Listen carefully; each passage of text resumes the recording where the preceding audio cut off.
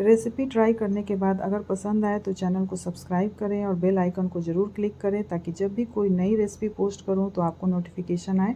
Hello friends, welcome to my cooking channel. आज मैं आपसे शेयर करने वाली हूं कच्चे आम का मैंगो जैम। इसे बनाना बेहद ही सिंपल और आसान है और मैं यहाँ पे सिर्फ 2 इंग्रेडिएंट यूज करूँगी और इससे ये आसानी से बनकर तैयार हो जाएगा और आप भी इस रेसिपी को देखने के बाद आसानी से बना सकते हैं। अगर आपको मेरी रेसिपी अच्छी लगती हो तो मेरे वीडियो को लाइक करें, शेयर करें और कमेंट करना ना भूलें। तो चलिए इस रेसिपी को बनाना शुरू करते हैं। तो मैंने मैंगो जैम बनाने के लिए लिया है 800 ग्राम के करीब कच्चे आम। इसे अच्छे से पहले मैंने धो लिया है। धोने के बाद इसे सुखा लिया है। अब मैं एक नाइफ़ की हेल्प से इसके हेड पार्ट को रिमूव कर दूँगी और पिलर की हेल्प से इसके सारे छिलके को रिमूव कर दूँगी।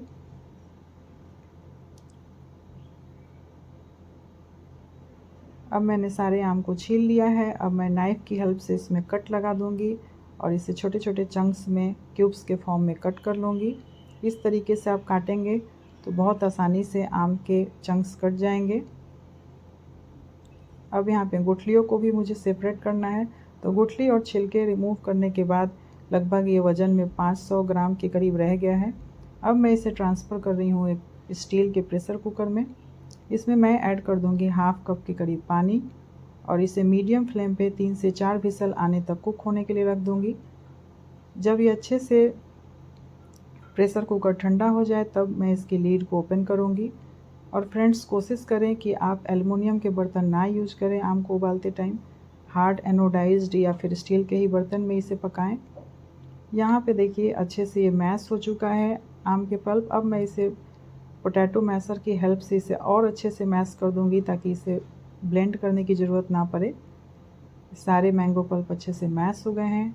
अब मैं इधर फ्लेम पे चढ़ा रही हूँ कढ़ाई और इसमें ट्रांसफ़र कर दूंगी मैंगो पल्प और इसे लो मीडियम फ्लेम पे अच्छे से पकाऊंगी। इसे कंटिन्यूअस स्टर करते हुए आपको पकाना है ताकि ये नीचे से तले से कढ़ाई से ये चिपके ना। अब मैं यहाँ ऐड कर रही हूँ देसी खांड। आप यहाँ पे शुगर की जगह देसी खांड यूज करें क्योंकि ये अनरिफाइंड होता है और कम प्रोसेस्ड होता है शुगर के मुकाबले और इसमें सारे नेचुरल न्यूट्रिएंट्स भी प्रेजेंट होते हैं, तो ये हमारे हेल्थ के लिए भी बेनिफिशियल है। तो आप कोशिश करें कि देसी खांड ही यूज करें। अब मैं इसमें ऐड कर रही हूँ 500 ग्राम मैंगो पल्प के लिए 500 ग्राम देसी खांड। आप चाहे तो इसकी क्वांटिटी आम के खट्टे मीठे क्वालिटी के हिसाब से एडजस्ट कर सकते हैं। अब इसे मैं कंटिन्यूअस स्टर करते हुए पकाऊंगी। अब मैं इसमें फ्लेवर और एरोमा के लिए इसमें ऐड कर रही हूँ 2.5 इंच के करीब सिनेमन का टुकड़ा, हाफ़ टी स्पून के करीब इलायची पाउडर जो कि इसका टेस्ट और इसका एरोमा भी काफ़ी बढ़ा देगा। और इसका देखिए पहले से कलर भी चेंज हो चुका है और धीरे धीरे ये थिक होना स्टार्ट हो चुका है। इट मीन्स हमारा मैंगो जैम लगभग रेडी हो चुका है। इसे कंटिन्यूअस चलाते रहें, नहीं तो ये कढ़ाई के तले से चिपक सकता है। अब मैं इसको चेक कर लूँगी। तो मैं यहाँ पे प्लेट में थोड़ा सा मैंगो पल्प गिरा के देखती हूँ और इसे ठंडा करने के बाद ये देखिए मैंने प्लेट को तिरछा किया है, फिर भी ये मैंगो जैम नीचे की तरफ बह नहीं रहा है। इट मीन्स हमारा मैंगो जैम रेडी हो चुका है। अब मैं यहाँ पे फ्लेम को कर दूँगी ऑफ़ और इसे ठंडा होने के बाद ग्लास के कंटेनर में मैं इसे स्टोर कर लूँगी।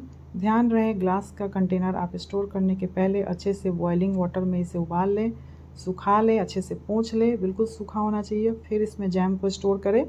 इसको आप फ्रिज में लगभग 6 महीने तक स्टोर करके यूज कर सकते हैं। और देखिए आम जब मैंगो जैम जब सेट हो जाए, ठंडा हो जाए, तब मैं इसे लीड को ओपन करके दिखाती हूँ। जब आप नीचे की तरफ आप अगर ग्लास जार को बोतल को करेंगे तो ये मैंगो जैम नीचे की तरफ नहीं गिरेगा। इट मीन्स मैंगो जैम हमारा अच्छे से रेडी हो चुका है। जैसे बाज़ार में आप मैंगो जैम के कंटेनर को नीचे करते हैं तो वो नहीं गिरता है, उसी तरीके से ये बिल्कुल रेडी हो चुका है। तो आप इसे 6 मंथ तक फ्रिज में स्टोर कर सकते हैं और इसे एंजॉय कर सकते हैं। आप इसे ब्रेड, चपाती, पराठा, पूड़ी के साथ खा सकते हैं। तो इस रेसिपी को जाइए जल्दी से मार्केट से आम लाइए और फटाफट मैंगो जैम बनाइए।